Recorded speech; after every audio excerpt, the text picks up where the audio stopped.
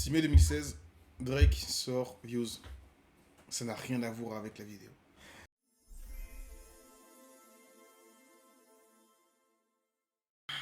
Yo, c'est Sanka.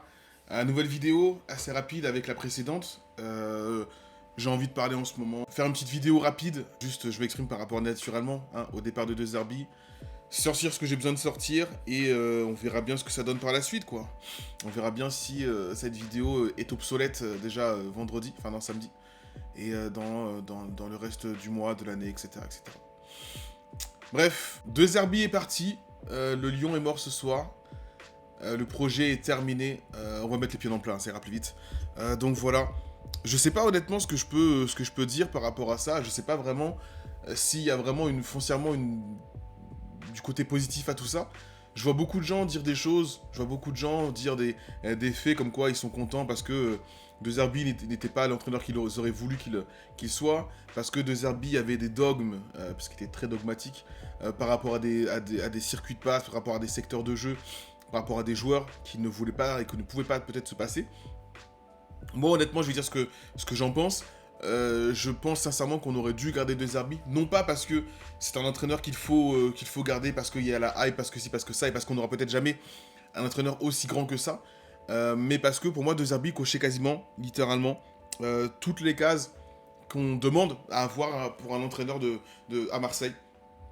On avait un entraîneur qui connaissait littéralement le contexte, qui était venu pour ça, qui était littéralement comme nous un supporter, qui avait une vraie volonté de créer du jeu, de faire du jeu et d'avancer avec son jeu, en l'occurrence le 2RBisme, de 2RB Ball, on va dire ça comme ça.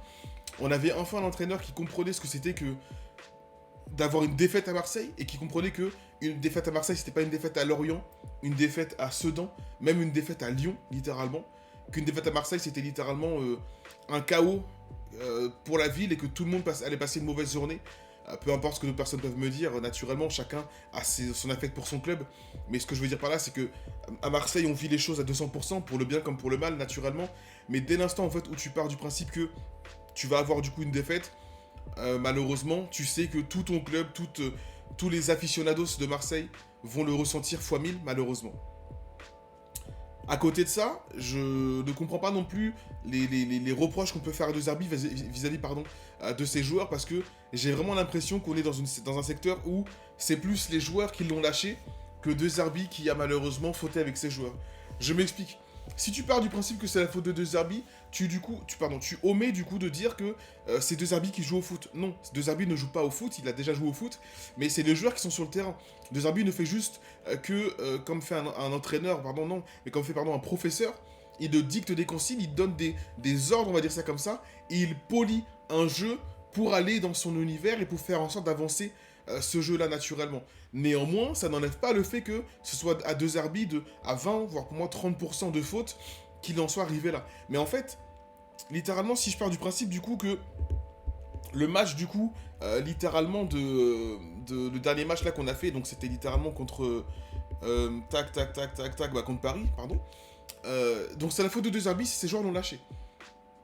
Alors oui, j'ai entendu pas mal d'approches par rapport au match, en l'occurrence qu'on n'aurait pas dû aller les attaquer, aller les presser haut, aller faire ci, etc. C'est notre jeu en fait.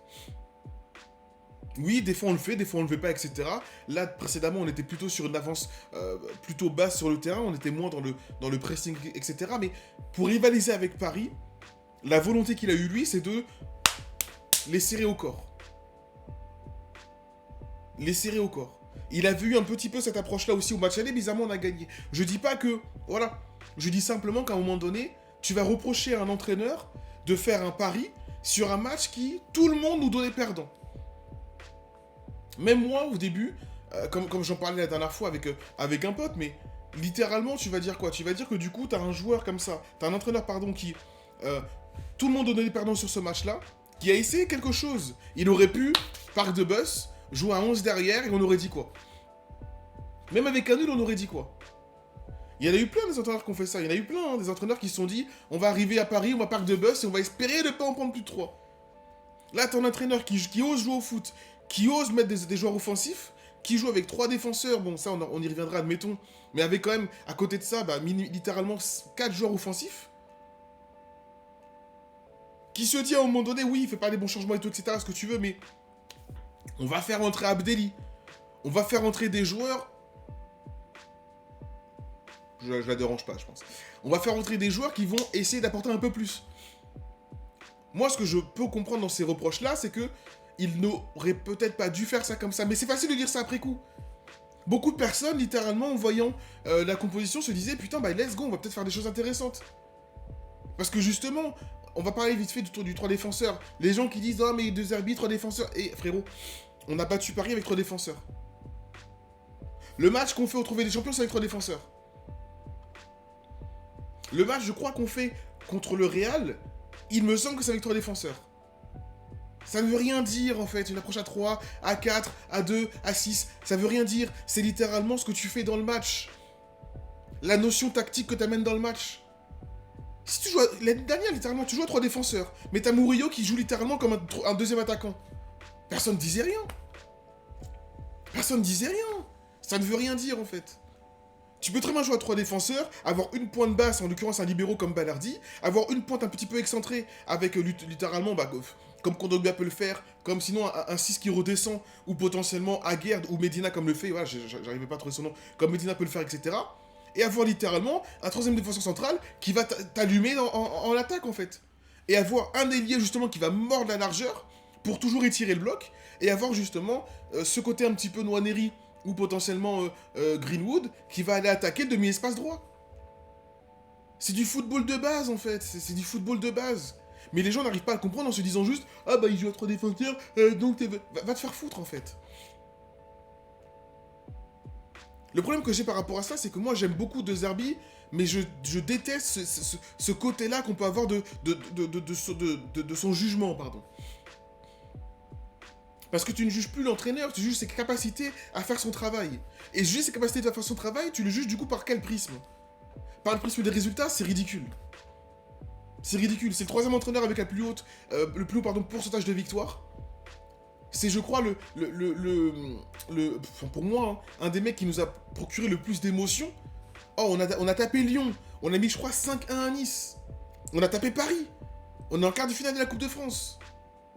Tu fais des résultats intéressants en Ligue des Champions. À un moment donné, je suis désolé, mais...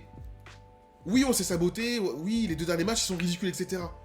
Mais à un moment donné, il faut pas non plus tout mettre au feu. Tu mets tout au feu. Voilà, hop. Tout ça pourquoi? Pour repartir sur un nouveau cycle, un nouvel entraîneur, qui va avoir des nouveaux joueurs, qui va pas aimer les anciens joueurs, qui va si... Voilà. Pour rien. Finis la saison tranquillement. Ok, là, tu viens, tu parles, tu dis ok, on s'est trompé. J'aurais peut-être pas dû faire cette approche-là. En Ligue des Champions, je suis d'accord. On a mal fait les choses, mais on va mieux faire l'année prochaine. On focus sur la fin de saison. On va peut-être ramener un petit trophée, ça va faire du bien. Et la fin de saison, en boulet de canon. Et voilà. Tu passes à autre chose. Non, il faut que tu t'en fasses des tonnes. Il faut que tu en fasses des tonnes. Et ça part à gauche et à droite. Et je veux partir. Et lui aussi. Et il veut peut-être partir. Et s'il part, je pars. Oh, on est où? On est qui, nous, en fait? Oh, le feu, tu te le mets tout seul. Le feu, tu te le mets tout seul.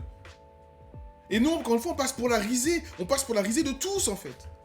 En l'espace de 2 mois, on est passé de la risée de la Ligue des Champions, avec l'élimination, de la Ligue 1, avec les défaites contre Nantes, et de la France, littéralement, avec Paris, là, ce qui se passe avec De Zerbi, etc.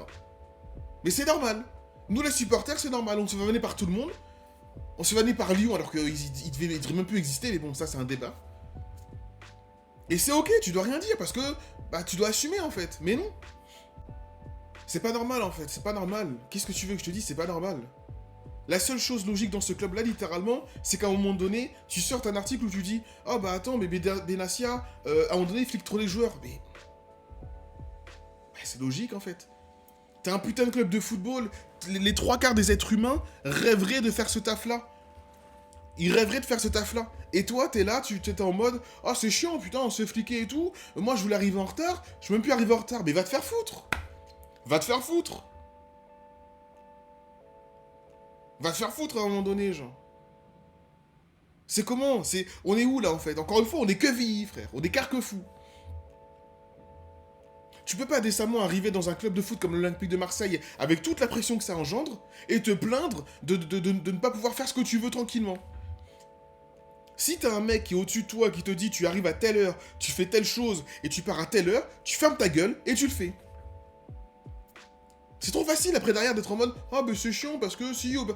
Casse-toi alors. Casse-toi alors. Là en fait les gens se rendent pas compte que... Les gens se rendent pas compte que supporter l'Olympique de Marseille, ça devient physiquement très compliqué. Les jeunes là, parce qu'en fait tout ça c'est une mode comme Paris. Pourquoi les gens suivent Paris? Parce qu'il y a eu de l'argent il y a 10-15 piges, j'ai plus en tête. Parce que cet argent-là a ramené des trophées. Parce que cet argent-là a ramené des stars.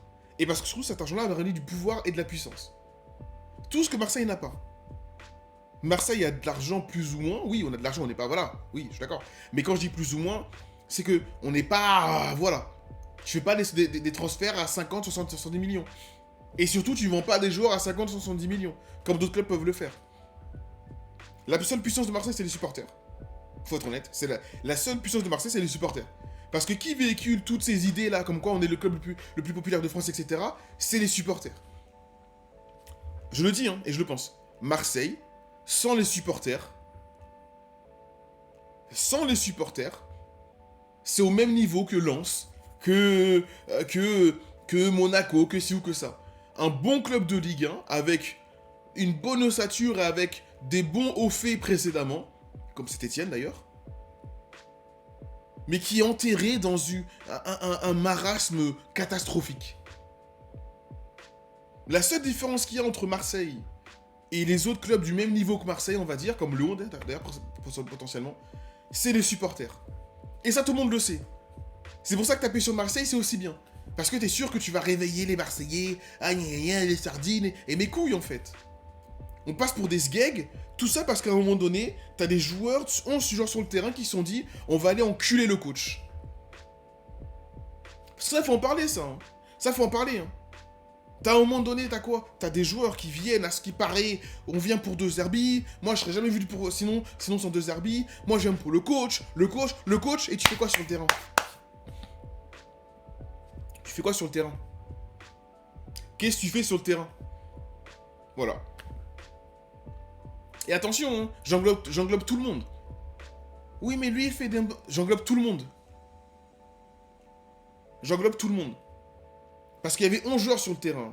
Contre Paris, contre Bruges, contre Nantes, etc., etc. Il y avait 11 joueurs à chaque fois. C'est pas parce que l'autre, il a arrêté son contrôle, il a arrêté son intervention, il a fait ci, il a fait ça.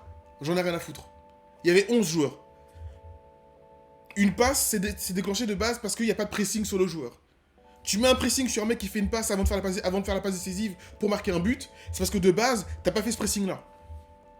C'est trop facile après d'arriver derrière et d'être en mode « Ah mais regarde, t'as raté ton intervention, à un moment donné, t'avais qu'à faire mieux ton intervention toi aussi. » Si de base, t'avais fait ce pressing-là pour empêcher à ce mec-là de faire la passe, pour empêcher de faire ce dribble-là, il n'y aurait pas eu but. Et vous savez très bien de quel but je parle. C'est facile après d'arriver sur les défenseurs et de lui dire « Bah putain, t'aurais dû mieux faire. » Non. Non, le football, c'est plus compliqué. C'est des actions, c'est des faits de jeu. Mais un fait de jeu découle d'une notion tactique réalisée ou non par un joueur. D'où le fait qu'on dise à chaque fois qu'un pressing, c'est 11 personnes. Parce qu'une personne fait pas un pressing, ça découle d'une passe, d'un dribble, d'un décalage, d'un centre, d'un but. Bref. Je crois que j'ai dit plus ou moins tout ce que j'avais besoin de dire, ça fait du bien. C'était Sanka. Ciao.